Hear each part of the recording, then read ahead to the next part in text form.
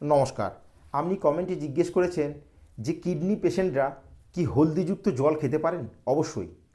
হলদিযুক্ত জল মানে 1 গ্লাস গুনগুনা গরম জলে যদি গাঁট হলদি, যেটা হলদি হয়, সেটা ঘষে দিয়ে ফুটিয়ে নিয়ে সেই জলটাকে পান করলে খুব ভালো হয়। যদি গাঁট হলদি পাওয়া না যায় তাহলে আমরা যে হলদিকে কিচেনে ব্যবহার করি, মানে রান্নায় ব্যবহার করি, সেই হলদিও আধা চামচ গরম জলে দিয়ে আপনি সিপ বাই সিপ পান করতে পারেন। কিন্তু একটা কাজ আপনাকে করতে হবে, সেটা হচ্ছে ওই যে হলদি জলটাতে যদি আপনি ব্ল্যাক পেপার দিয়ে দেন, 5টা থেকে 7টা ব্ল্যাক পেপারকে গুঁড়ো করে, মানে যেটাকে বলা হয় কালি মির্চ, কালি মির্চকে যদি গুঁড়ো করে আপনি ওই হলদির জলে যদি দিয়ে দেন, তাহলে এটা স্টাডি করে দেখা গেছে, বা আপনি গুগলও করতে পারেন, যে এর যে বেনিফিট, মানে হলদিতে কী থাকে, হলদি থাকে কারকিউমিন। তো আপনার ভেতরটাকে ডিটক্স করবে এই কারকিউমিন, কারণ হলদিতে কারকিউমিন আছে। এবার এই কারকিউমিন শরীরে অ্যাবজর্ব সাধারণত হতে চায় না, কিন্তু যখন আপনি ব্ল্যাক পেপার দেবেন ওই হলদি জলটাতে, ওই কারকিউমিন 2000% আপনার শরীরে অ্যাবজর্ব করতে সাহায্য করবে। তো হলদি জলকে নিতে গেলে আপনাকে কী করতে হবে, হলদির জলে ব্ল্যাক পেপারের গুঁড়োটা ওই জলে দিয়ে নিলে বেশি বেনিফিট পাওয়া যাবে। বোঝা গেছে? আর আমার আর একটা দর্শক উনি কমেন্ট করেছেন যে শশাঙ্কাসনে বসতে অসুবিধা হয়। তো শশাঙ্কাসনের পরিবর্তে, শশাঙ্কাসন আগে দেখেছি, শশাঙ্কাসনের পরিবর্তে আপনি বলেছেন যে সুখাসনে বসে কি সামনের দিকে ঝোঁকা যায়। দেখেন, সমস্ত আসনের কিন্তু একটা নাম এবং তার একটা বেনিফিটস আছে। শশাঙ্কাসন বা মুন পোজ আপনার মনকে শান্ত করে। আপনি যদি সুখাসনের সামনের দিকে ঝোঁকেন, এটা তখন আর শশাঙ্কাসন থাকে না, এটা তখন যোগ মুদ্রাসন হয়ে যায়।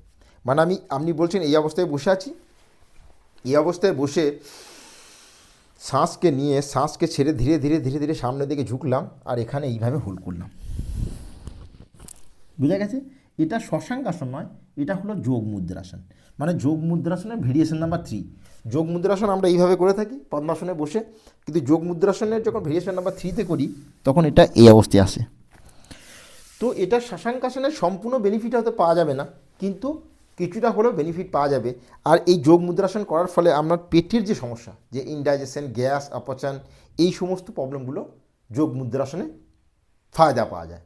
তো শশাঙ্কাসনের পরিবর্তে আপনি সুখাসনে বসেও সামনে মানে যোগ মুদ্রাসন করতে পারেন। তো বোঝা গেছে? আপনি বলেছেন আপনার চুল মানে ঝরছে, চুলের প্রবলেম হচ্ছে। চুলের ঝরার প্রধান কারণ হচ্ছে হয় আপনার খান পান ঠিক নয়, বা আপনি যে আপনার রুচি হচ্ছে, মানে আপনার খুশকি হচ্ছে, বা আপনি যে তেল ইউজ করছেন সেটা শ্যুট করছে না। এর জন্য যৌগিক যে ক্রিয়া, সেটাকে বলা হয় শীর্ষাসন। কিন্তু আপনি শীর্ষাসন করতে পারবেন না, কারণ আপনার বয়স বেশি এবং আপনি মহিলা। তো শীর্ষাসনের পরিবর্তে আপনাকে কী করতে হবে, আপনি এইভাবে শবাসনে শুয়ে পড়বেন। বোঝা গেছে? এবার শবাসনে শোয়ার পর আপনাকে পাটাকে তুলে এখানে হোল্ড করতে হবে আর্ধালাসনে। বোঝা গেছে? শীর্ষাসনের বেনিফিট পাওয়া যায়। তো আপনি রেগুলার এই অবস্থায় 15 সেকেন্ড দিয়ে শুরু করবেন। শুরুর দিকে হয়তো 15 সেকেন্ড করতে অসুবিধা হবে, তো 5 সেকেন্ড, 10 সেকেন্ড, 15 সেকেন্ড এবং 30 সেকেন্ড পর্যন্ত এটাকে নিয়ে যাবেন। তাহলে আপনার যে চুল পড়ার যে সমস্যা ছিল, সেটা কিন্তু কিছুটা হলেও কম হবে। বোঝা গেছে?